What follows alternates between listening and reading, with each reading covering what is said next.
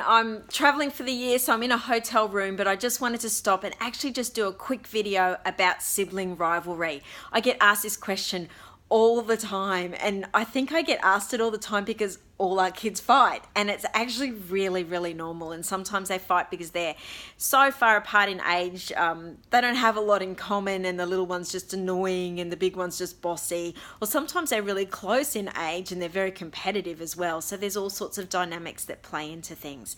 But I'm going to give you 3 very specific strategies that I've seen help sibling rivalry, and they all have got to do with shoes.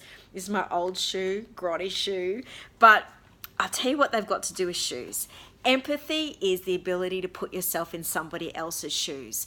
And what we want our kids to do is underpin all the communication about issues that they have with their siblings with a sense of empathy. And empathy is really a higher thinking or a higher process skill that takes maturity to develop. So they need our help for a little while. So tip number 1, when you're having alone time chats with young ones and they are complaining about their brothers or their sisters, listen to them, validate them like I know you do. We don't need to be reminded to do that anymore. Hey, our ears are burning off. We're listening so much. But lead them very gently to the question of, how do you think your brother or how do you think your sister might have felt after that argument? You might get some shrugs and you might get some, I don't know, or, you might get, oh, I think they hate me, but what you're actually alerting to them to, like a little bell, like ding, ding, ding, ding, ding. Now's the time for you to draw on and to use empathy and put yourself in their shoes for a minute. And believe it or not, they'll go away and think about that, even if they're not giving you the answer you're expecting straight away.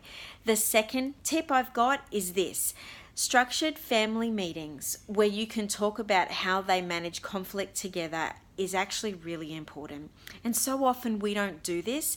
We try and deal with it in the heat of the moment, which often ends up a disaster, or we just try and sweep it under the carpet, or we're really scared to bring it up and talk about it when everything's happy because we don't want to inflame the situation or for things to get worse again.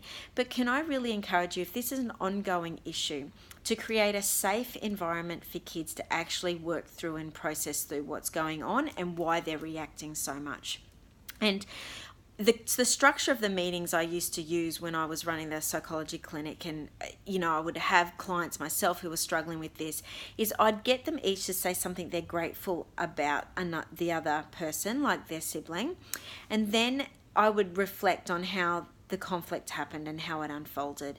And I get each of them to ask each other, when I said that, or when I did that, when I stole your hairdryer, or when I said I hated you, how did that make you feel?